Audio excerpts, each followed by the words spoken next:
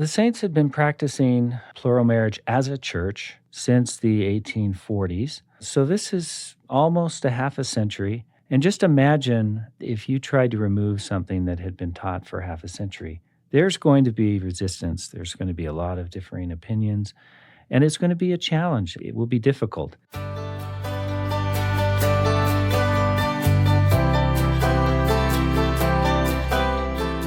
Welcome to the Saints Podcast. I'm Ben Godfrey. And I'm Shaylin Back. We're so grateful you're joining us today. Today we're going to be talking about Chapter 40, The Right Thing, from Saints Volume 2. And today we're blessed again to have with us our managing historian of the Saints Project, Jed Woodworth. Welcome back, Jed. Thanks. In today's episode, we're going to be talking about the Manifesto. It's got to be one of the most monumental kinds of documents that have ever been written for the church. Jed, can you set the background for us a little bit? And then let's talk about the reactions that various people had when the Manifesto was announced. Yes, sure. So the saints had been practicing plural marriage as a church since the 1840s. So this is almost a half a century. And just imagine if you tried to remove something that had been taught for half a century. There's going to be resistance. There's going to be a lot of differing opinions, and it's going to be a challenge. It will be difficult. And this is not just any command. The saints feel that the Lord has told his church that they must do this, that they must go forward and raise up seed unto him by practicing plural marriage. So this command that the Lord gives runs in opposition to federal law, and by federal I mean United States law. Beginning in 1862, there were a number of laws passed that forbade polygamy, and these were couched under different terms. Sometimes it was bigamy, sometimes it was unlawful cohabitation. And the laws intensified in the 1880s. There was a law in 1882 called the Edmunds Act that made unlawful cohabitation a federal crime and punishable by 6 months in jail and a steep fine. And then in 1887, the Edmunds Act was amended to be the Edmunds-Tucker Act, and that law disincorporated the church, took all the church's assets in excess of $50,000, disincorporated the Perpetual Immigrating Fund, and made it illegal for polygamists to vote. And the saints then, in response to these acts, dug in their heels, and they went underground, and I'm sure other podcasts have talked about Right, we've covered some of that in these previous events. episodes. But really, the straw that broke the camel's back was in 1890, a new federal receiver was given office, and his name was Henry Lawrence. He was once a Latter-day Saint, had gone apostate, and did not have great feelings for the church. And he set about to gain compliance for trying to get the saints to buckle. And so one of the threats that he put forward was, we are going to seize your temples. Your temples are not strictly for religious purposes. And under the Edmunds-Tucker Act, the church's meeting houses were preserved as protected under the First Amendment of the U.S. Constitution. But Lawrence argued that there was more going on in temples than simply religious worship. And so at that point, President Woodruff knew that if it came down to losing temples or giving up plural marriage, he was willing to give up plural marriage and believed that he had the Lord's backing in doing this. So in the opening scenes of this chapter, we have several of the apostles on a train. It's a little bit of a comical scene. There's some kind of a pile up earlier, and they get out and they're walking up to see what's going on, and they get in the train car, and they've got newspapers coming from Salt Lake City, and all the talk on the train is about the announcement of the Manifesto. And several of these individuals are apostles, and they haven't heard about it yet, and they are surprised. Can you kind of tell us about some of the reactions that they and others had about the announcement that the church would cease practicing plural marriage? Sure. So one of the interesting things about this that I've been asked before is, how could President Woodruff issue the Manifesto if he had not convened all of the apostles together and gotten their approval? And I may be a simpleton on this, but I tell people, well, he's the Lord's prophet. And all of the apostles around him know and believe in their hearts that he has the right to speak. And this is one of those cases where Even George Buchanan, we have him on record saying, this was President Woodruff's initiative. He knew he needed to speak, and there were a number of precursors that came right before this where it became clear to him that it was time to speak on this matter. But it is slightly different from the way we think of Revelation happening today. But nonetheless, it does show that there's almost two tiers. There's the president of the church, who is the Lord's mouthpiece, and then there are supporting apostles around him. And he doesn't need to convene the other 14 to be able to speak.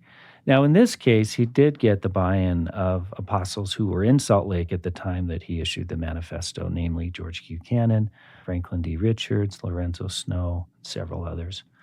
But as you say, Francis Marion Lyman, John W. Taylor, B.H. Roberts, who's a member of the 70, they are traveling and not privy to the discussions in Salt Lake. It's hard for us to remember, but there's not like telephones, send a quick Right. text. There's no Right. email. And President Woodruff must have thought, I must act now. I don't have the luxury of waiting. Right. And in general, the split that you see in the reaction among the leadership, it falls along the lines of the older apostles support President Woodruff and the younger ones are more reticent. They all end up raising their hand in support of it eventually, with the exception of B.H. Roberts. He's not able to hold his hand up, but he's not an apostle. So, And just to Yeah. clarify on B.H. Roberts, so when you say he didn't hold his hand up, we're talking about the meeting where the manifesto was read in conference and people were asked to sustain it. right. He didn't become disaffected with the church. No, he was a dyed-in-the-wool believer and was probably, some have said at the time that he was living, he's the most articulate defender of the church. He could stand for 2 hours and give an extemporaneous sermon on the principles of the church, was an extremely eloquent man. But at the time, he was not sure that this was what the Lord had in mind for the church. But again, almost all of the apostles could see the hand of God in it. John Henry Smith, who was one of the younger apostles, he said he was unsure, but then he came around and said, yes, I believe that the Lord inspired President Woodruff to issue the manifesto. So John W. Taylor was another younger apostle who was unsure of the manifesto. He eventually did come around by voting for it, but at the time, he was less than certain.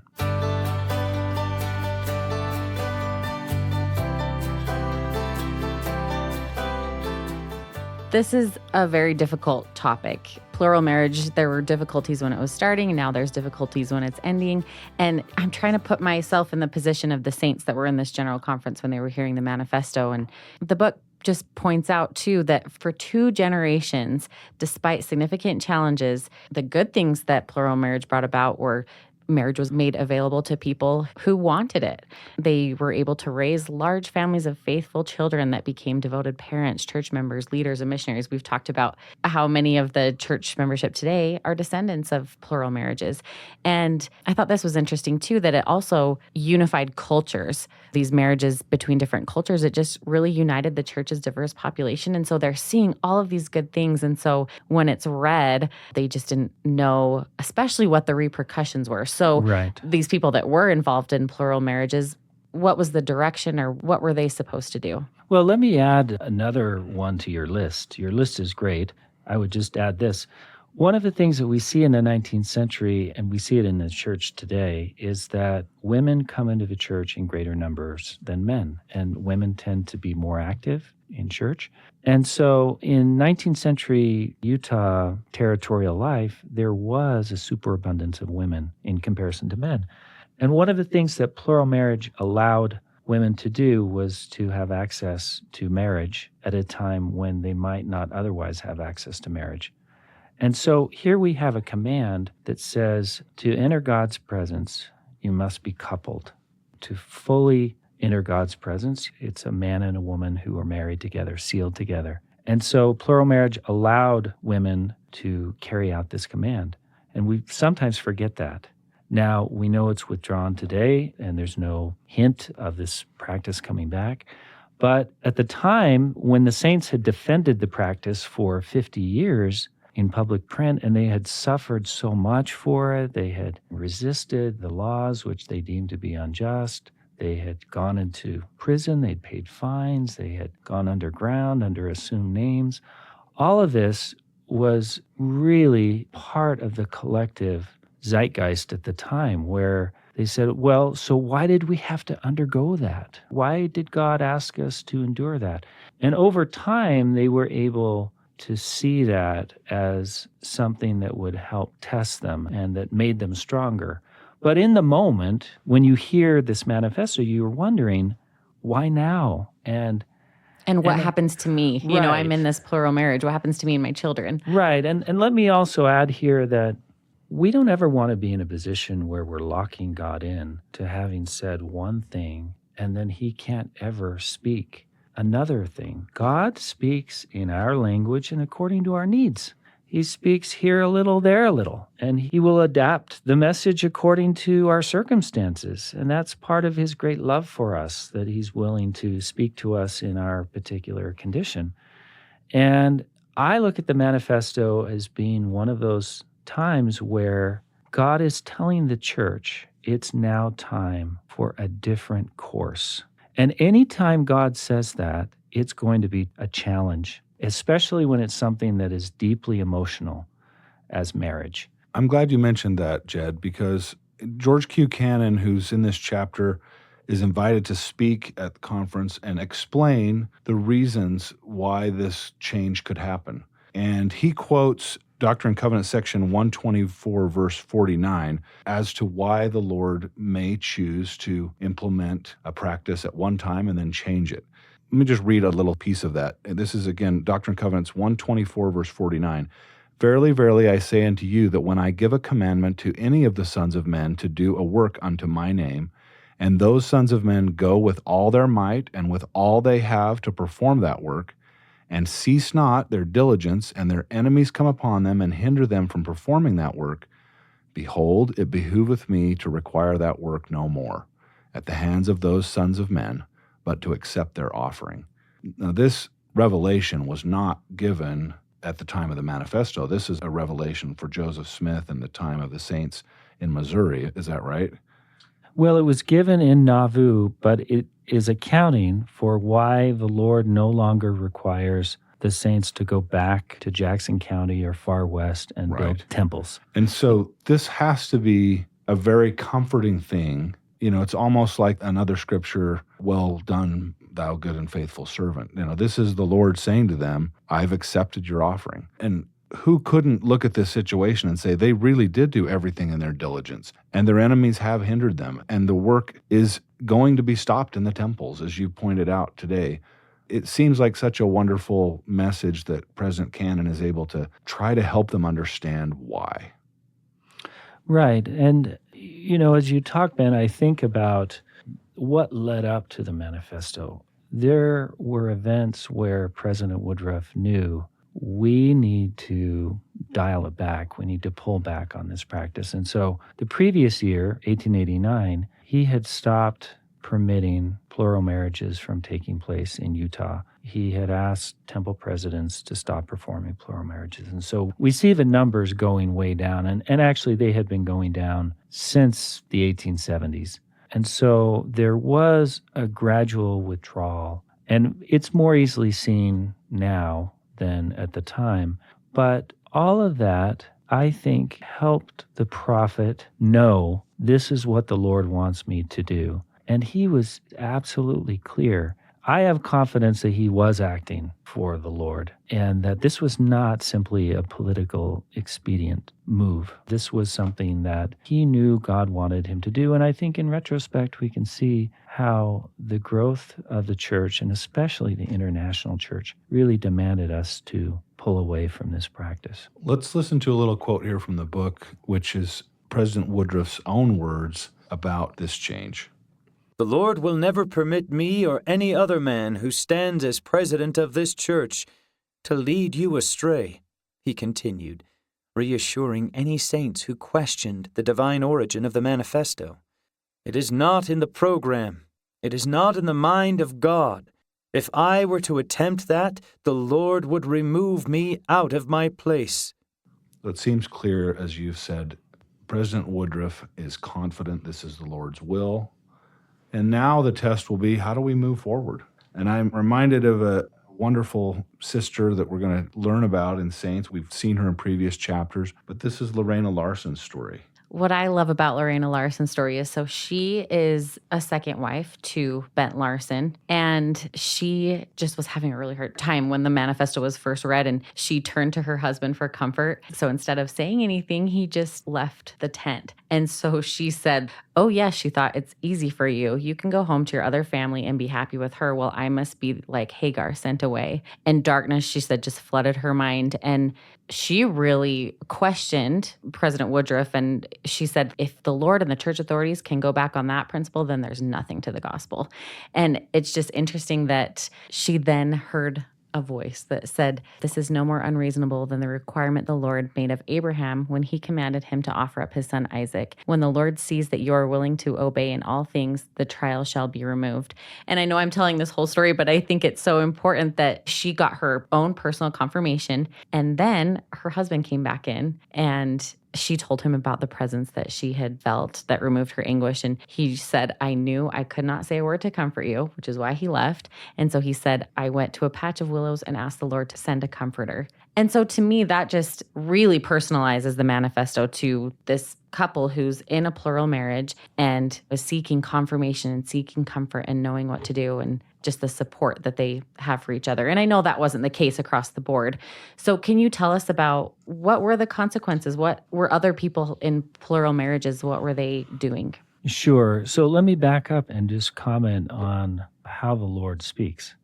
Generally, the Lord gives a command, but he does not tell people how to execute it. And we see this in the Doctrine and Covenants. We see him asking the saints to build a temple or a school, but he doesn't give all of the details. And it was true of plural marriage. It was true of the end of plural marriage. And so the manifesto gave the general idea or the command that the church now is free from practicing this.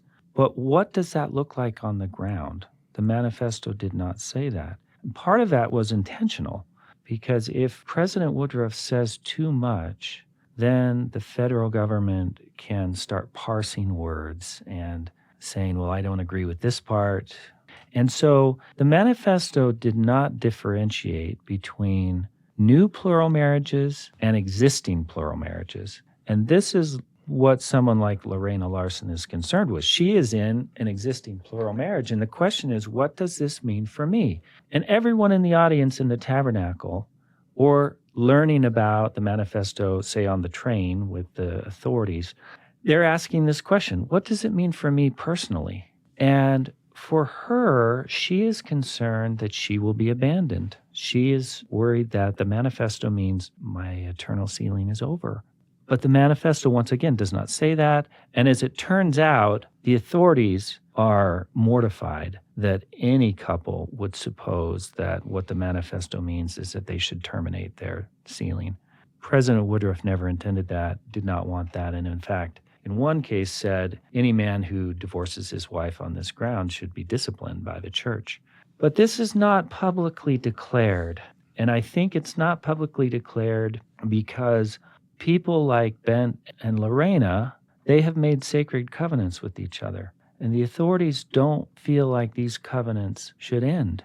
The covenants of God are of utmost importance. So the idea is that you're going to stop new plural marriages, but existing plural marriages should continue. And so people like Lorena, they have to get their comfort from God directly. They're not going to hear it from the stand or the pulpit that their plural marriage is going to be dignified in the eyes of God. What happens in the eyes of the government? I know we're kind of flashing forward a little bit, but what happens to these marriages over time? Do they ever get some sort of legal status that allows them to live out their lives, or what happens? Well, because this was in the 1890s, to get a little perspective, so these marriages would have continued, for the next several decades. Right. So I could speak at length about this, but I'll try and summarize. What the manifesto does is it signals to the government, we are earnest about this practice coming to an end. And that begins the process. But we know that some new plural marriages were consummated in the late 1890s, early 1900s. Some of them were performed by apostles, by high church leaders. And really not until 1904, when President Joseph F. Smith clarified the manifesto in what is called the Second Manifesto, does the church say, all right, now no new plural marriages. So the language is even more specific here. And President Smith says that anyone who performs one of these or is involved in one of these is subject to discipline. And so there's a gradual decline, but really an accelerated decline after 1904. Then, as Shaylin said, there are more people who are still living into plural marriage into the 1940s and in some cases the 1950s. And the last church authority to have more than one wife dies in 1931. So the practice does take a number of years to die off. Thank you so much, Jed, for joining us today. And thank you for listening to the Saints podcast. You can always reach out to us, send us a comment at our email address, which is saints@churchofjesuschrist.org. We invite you to drop us a rating or a review in whatever platform you're listening to the podcast on. And you can also visit saints.churchofjesuschrist.org to find all of the topics, videos, and the chapters which we've discussed today. I'm Ben Godfrey. And I'm Shaylin Back. Thank you for listening.